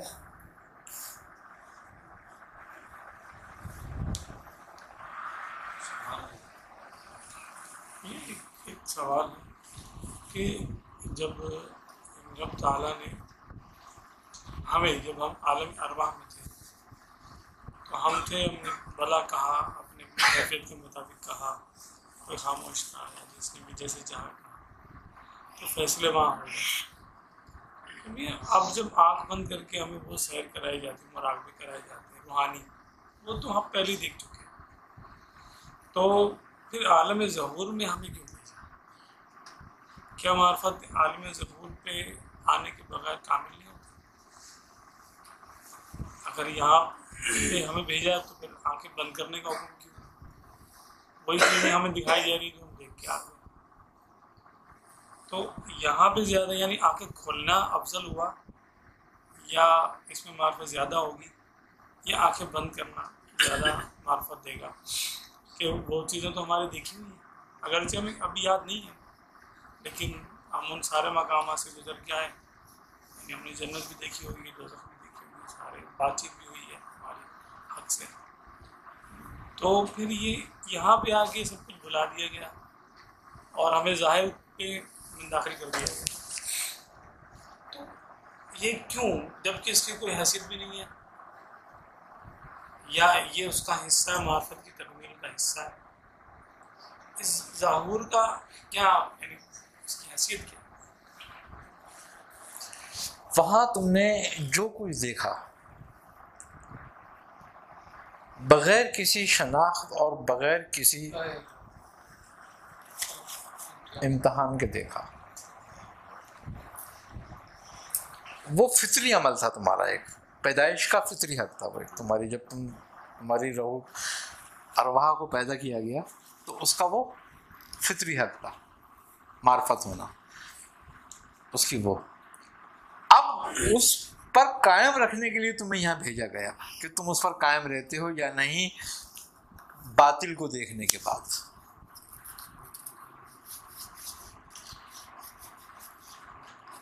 ورنہ شیطان کو تمہارے سامنے کھڑا کرنے کی کیا ضرورت تھی؟ جو بھلا کہہ رہے ان کا امتحان، ان کا امتحان ہے یہ. ان کا عشق ان سب حالات کے بعد قائم رہتا ہے یا نہیں؟ بچے کی شناخت فرعون نے کری تو کیسے کری تھی؟ لال اور انگارہ رکھ کے.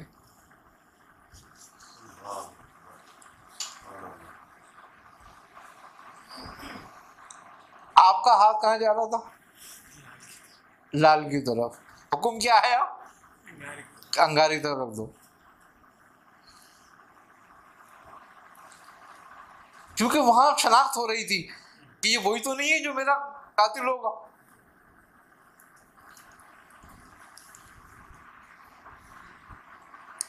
تو تمہارے امتحان کے لیے تمہیں یہاں بھیجا گیا، اسی لیے اس کو دارالامتحان کہا گیا تمہارے لیے. ایمان والوں کے لیے دارالامتحان ہے نا، اور اسی لیے مومن کے لیے قید خانہ ہے کہ یہ یہاں سے پورا کر کے اپنی وقت گزار کے اور جائے اپنے رب کے پاس، اپنی اصل کی طرف. تو یہ تمہیں اس امتحان سے پروسیس سے گزارنے کے لیے تھا. اب تمہیں کتنے جہانوں سے گزار کے یہاں بھیجا ہے؟ آپ نے پانچ جگہوں سے ہے نا. میں یعنی یوں عرض کر رہا تھا کہ ایک سوال کے بیچ میں گیا، وہ یہ کہ اب یہاں پہ آنکھیں بند کرنے کا حکم کیوں؟ کوئی چیزیں کیا ہمیں یاد کرنی ہوتی ہیں؟ اس لیے کہ جب تک ہم ظاہری حواس کو معطل نہیں کرتے باطن کے حواس ہمارے کھلتے نہیں ہیں، کارگر نہیں ہوتے ثابت. دیکھو وہ معرفت تمہاری غیب ہے، سمجھ نا میری بات کو، اور غیب کو ظاہری حواس سے نہیں دیکھا جا سکتا. اور جو ظاہری حواس سے جس کو تم محسوس کر لو، دیکھ لو، جان لو، سونگ لو، وہ غیب نہیں ہوتا.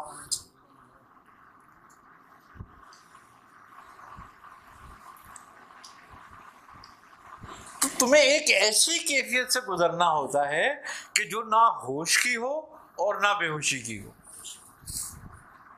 بایزید کو بھی ایک اندھے کی وجہ سے مراد. ہاں آئی نا سمجھ بات. آپ نبی کریم صلی اللہ علیہ وسلم فرماتے ہیں کہ مجھ پر ایک ایسا وقت وارد ہوتا ہے کہ نہ میں نیند میں ہوتا ہوں نہ میں ہوشیار ہوتا ہوں. اور وہ وقت ایسا ہوتا ہے کہ میرے اور میرے رب کے درمیان کہ اس میں کوئی فرشتہ بھی نہیں جانتا اس وقت کو. یہ وہ وقت ہوتا ہے. اب اس کیفیت میں آنے کے لیے بندے کو ساری عمر چاہیے. وہ اگر کیفیت تم پہ وارد ہو جائے، اگر چاہے لمحے کے لیے ہو، تو تمہارا مقصود حاصل ہو جاتا ہے.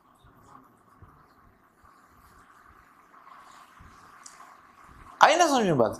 اور اگر نہ ہوئی تو اس کا مطلب یہ ہوا کہ تمہیں اپنی معرفت کا علم نہیں حاصل ہوا. جنت کا، دوزخ کا، سعید کا اور شقی کا کیا فیصلہ نہیں ہو چکا ہے؟ تو پھر وہیں سے اٹھا کے ہاتھوں کو جنت میں، ہاتھوں کو جہنم میں ڈال دیتا کہ بھئی تم نے جا کے بھی تو یہی کرنا ہے، تو اتنی لمبی کہانی کیوں بنائی جائے؟ لیکن نہیں، اس نے کہا جاؤ پہچانو، شناخت کرو وہاں جا کے بھی. تمہیں اختیار دیتا ہوں، ارادہ دیتا ہوں.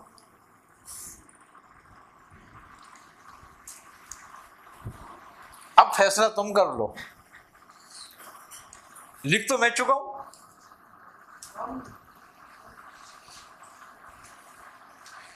پوری کائنات جو بھی کچھ ہے یہ پلانٹڈ ہے یا حادثاتی ہے؟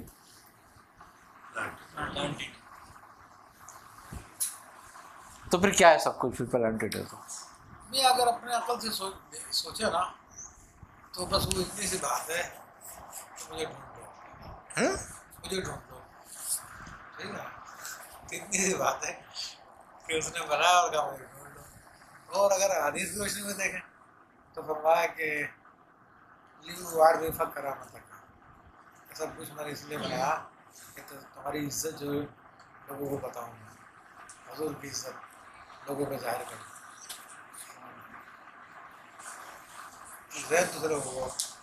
مطلب سوچے تو وہ ہے. ہاں، بعض بزرگوں نے بڑی بڑی باتیں کری ہیں اس معاملے میں، اور بڑی خطرناک بھی کری ہیں، لیکن یہ کہ وہ باتوں کو تو ٹائم نہیں ہے، نہ کہنی چاہیے. بعض بزرگ تو کہتے ہیں کہ وہ آپ اپنی تلاش میں ہیں یا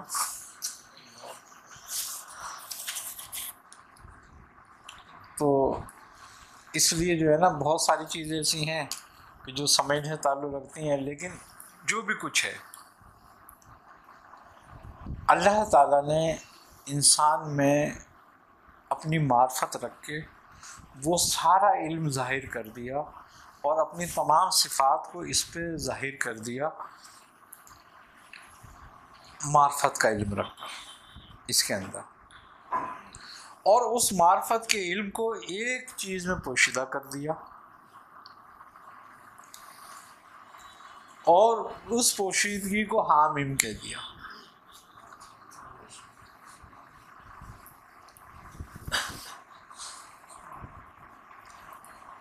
اور وہ حقیقت محمدی بھی ہے، وہ حیات و موت بھی ہے، وہ حوت الماء بھی ہے. ماں، حوت الماء بھی ہے. آئی سمجھ بات؟ تو اس کے بہت سارے راز ہیں. کائنات 7 حروفوں پر ہے، قرآن 7 حروفوں پر ہے، کائنات کا قیام 7 حروفوں پر ہے، حامیم 7 ہیں. اور یہ حقیقت محمدی ہے.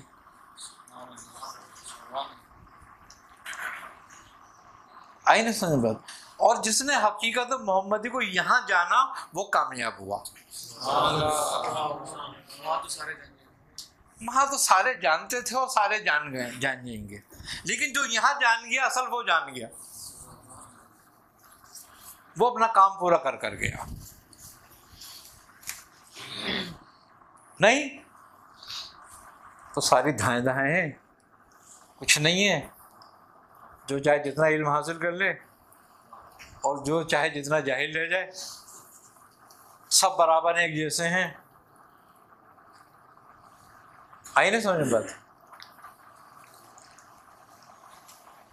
بس وہی آنکھ والا ہے، بس وہی علم والا ہے، بس وہی کامیاب ہے جس نے حقیقت محمدی کو پہچانا. باقی جو ہم علم سمجھتے ہیں، علم اصلی یا علم الارضیان، یہ سارا کا سارا ایک اسفل حصہ ہے، اور اسفل کو جاننے والا اسفل ہی ہے.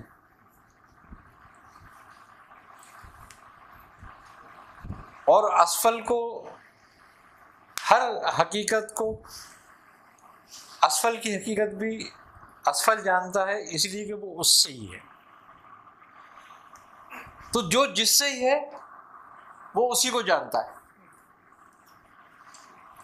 اور کمال وہی ہے کہ کیوں کہ سب سے افضل ترین جاننا اور سب سے افضل ترین علم جس کو معرفت کہا ہے، حقیقت کہا ہے، وہ حقیقت محمدی ہے.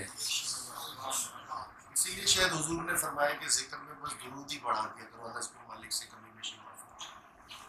کیا کہہ رہا ہوں میں کہ بس وہی ہے جس نے اس کو پہچانا، اس نے سب کو پہچانا، ورنہ کچھ نہیں پہچانا. ساری عمر ایسی گزاری، سب کچھ ایسے ہی کیا، بڑے کامیاب گئے، کیونکہ دنیا جس کے ہاتھ میں دی ہے اس کا جس نے وفاداری کری وہ بڑا کامیاب ہوا، جس نے اس سے غداری کری وہ یہاں ناکام ہوا، چاہے وہاں کامیاب رہے. میرا سوال یہ ہوتا ہے اس کے سوا کچھ ہے بھی یا نہیں؟ کس کے سوا؟ اسی کے سوا کان اللہ لم یکن شیئا معه، کچھ نہیں. وہ اعلان کا مقام. ہاں کچھ نہیں ہے، بے شک اس کے سوا کچھ نہیں ہے، لیکن وہ کہاں ظہور میں ہے، بس اصل بات تو یہ ہے. وہ کہاں نہیں ہے، یہ بھی تو وہ جہاں نہیں ہے. میں غالب نے اس کو کہا نا، ہاں وہ جو نہ تھا کچھ تھا تو خدا تھا، نہ ہوتا کچھ تو خدا ہوتا. تو وہ مجھ کو ہونے نے میں نہ ہوتا تو کیا ہوتا. تو کیا ہوتا. اصل یہی بات ہے کہ کیا ہوتا، حقیقت بات ہے کیا ہوتا. اور مجھ میں بول کون رہا ہے؟ ہاں یہ سوال یہ ہے کہ جسے ہر ایک کافر ہو یا مسلمان ہو، اس کے تحت ہی ہوتا ہے. اب کسی پر قہار کی ضد ہو، اس کافر میں ہوتی ہے، کسی پر رحمان دیا ہے، اب وہ کچھ جہنم میں جا رہا ہے کچھ جنت میں جا رہا ہے، لیکن کسی بھی صف کے تحت پہنچتا تو ذات تک ہی ہے نا. تو پھر فرق کیا رہے گا؟ کچھ بھی فرق نہیں رہتا. فرق کیا ہے؟ دیکھو ایک بات بتا دوں میں تمہیں، تمہارے پر قہر کیا چیز ہے؟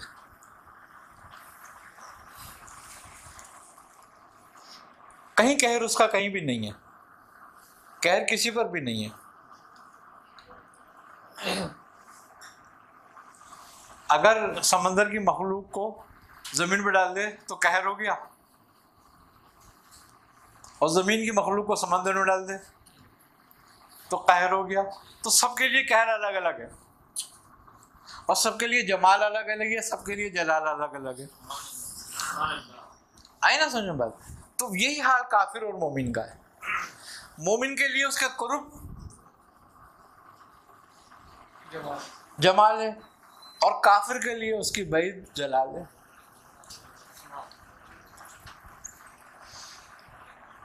یہ تو صرف دو صفات کا ظہور ہوا نا، ایک پر الگ اور ایک پر الگ، لیکن صفات تو اسی ذات کی ہے. اس سے تو کوئی دوری نہیں ہے نا، اس سے باہر کون ہے؟ تو پھر یہ دونوں ملے تو حق سے جا کے، بالکل ملے حق سے جا کے، تو پھر فرق کیا کریں گے؟ کچھ بھی فرق نہیں کرو گے. اسی لیے ہندوؤں نے جو ہے نا دو دیکھو، ایک شیطان ہے. کون ہے شیطان؟ ابلیس، نافرمان کے، نافرمان، مردود، یہی سب کچھ کو ہوگا نا اس کو. ایک آدم ہے. دونوں سرکاری فوجیں ہیں نا، کھڑی کس نے کری دونوں کو؟ ایک قہر کا مظہر ہے، ایک قہر کا مظہر ہے، ایک مہر کا مظہر ہے. قہر تو حجاب ہو گیا ہیں؟ اصل قہر تو قہر تو حجاب ہے. اگر آدم نے نہ پہچانا ہوتا تو یہ قہر میں ہوتے، اور ابلیس نے نہ پہچانا ہوتا تو وہ قہر میں ہوتا. پہچانا دونوں نے، لیکن دونوں کو اپنے اپنے کام پہ لگایا. اب اصل بات کیا ہے کہ کون اپنا کام کتنی مستعدی سے پورا کرتا ہے. جو کہہ رہے تو ہم اپنی چیز سے سوچ رہے ہیں نا، تو وہ تو یہ ہے کہ میں بھی اللہ کے کام پر ہوں. بالکل آپ اللہ ہی کے کام پہ لگا ہوا ہے، اللہ ہی کا کام پہ لگا ہوا ہے. ولایت میں ایک مقام ایسا بھی آتا ہے جہاں شیطان کو مردود نہیں کہا جاتا. ارے یہ تو بہت لمبی بحث ہے. کیا نام ہے اس کا، حضرت ابو بکر شبلی سے تو اس کی بڑی ایک لمبی چوڑی بات ہے، لیکن یہ کہ چونکہ وہ مسلمانوں کے لیے اچھی نہیں ہے. یہ وہ تو افعال میں تو ہے ہی نا، افعال تو الگ چیز ہے، توحید افعال میں تو آگے تو سب ہو گیا نا. توحید افعالی. لیکن ولایت جو بھی ہو شریعت کو ماننا ہی پڑے گا نا اس کو. وہ ولایت جو شریعت سے ٹکرائے گی مردود ہے. اب وہی بات آ گئی نا سرکاری فوج کی، کون کس کے ساتھ ہے. بات یہی آتی ہے کس کے ساتھ کھڑا ہوا ہے تو. اللہ تعالیٰ نے دو بھائی حکومت اور اپوزیشن جو دونوں بنائی ہیں نا.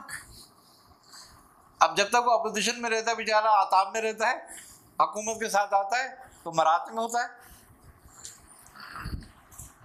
اور ایک دن آخر میں فیصلہ کیا ہوگا، چلو تم ادھر جاؤ تم ادھر جاؤ. اچھا ان کو بھی محروم نہیں کر رہا، جہنم میں اپنی ساکھ ڈالے گا. بالکل بالکل ڈالے گا، ورنہ جہنم کا پیٹ نہیں بھر سکتا. تو اس لیے تم یہ وہ اس نے آج تک کسی کو سجدہ بھی نہیں کیا. کس نے؟ ابلیس نے سجدہ کیوں کرے گا کسی کو؟ اگر سجدہ کر لیا تھا تو جھگڑا ختم ہو گیا تھا. دیکھو ابلیس بہت صاحب علم ہے. کیا؟ بس اس کا صاحب علم ہونا ہی اس کے لیے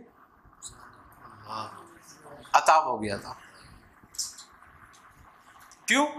کہ اس نے اس وقت حوالے نہیں کیا جب حوالہ کرنے کا ٹائم تھا. اور پھر یہ بھی بات ہے توفیق باللہ ہے، جب جو آدم کو توفیق دے سکتا ہے وہ ابلیس کو بھی دے سکتا تھا.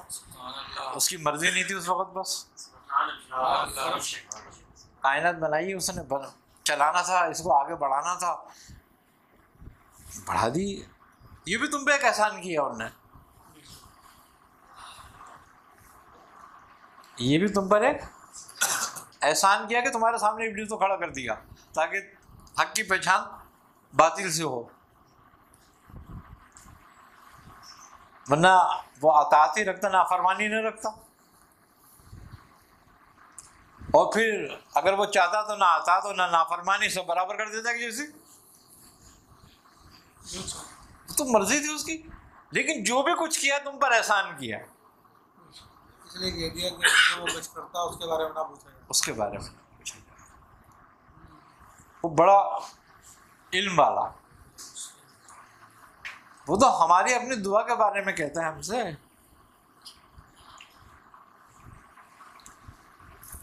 کہ میں قبول کرتا ہوں جو تو مانگتا ہے، میں قبول کرتا ہوں. لیکن کبھی اس قبولیت کا ظہور ہوتا ہے، کبھی نہیں ہوتا. اور جس کا ظہور ہو جاتا ہے وہ ختم ہو جاتی ہے، جس کا ظہور نہیں ہوتا وہ ہمیشہ رہتی ہے. یہ بھی بات ہے. جس کا ظہور ہو جاتا ہے وہ تو اسی وقت ختم ہو گئی نا، دعا قبول ہو گئی تو بات ختم ہو گئی نا، تو اس کا ظہور ہو چکا. لیکن جو قبول نہیں ہوتی، اس کا ظہور نہیں ہوتا، اس کا ظہور نہیں ہوتا تو ہمیشہ کے لیے قائم رہتی ہے. وہ پھر وہاں صلہ ملے گا اس کا. ہو سکتا ہے اسی دعا کے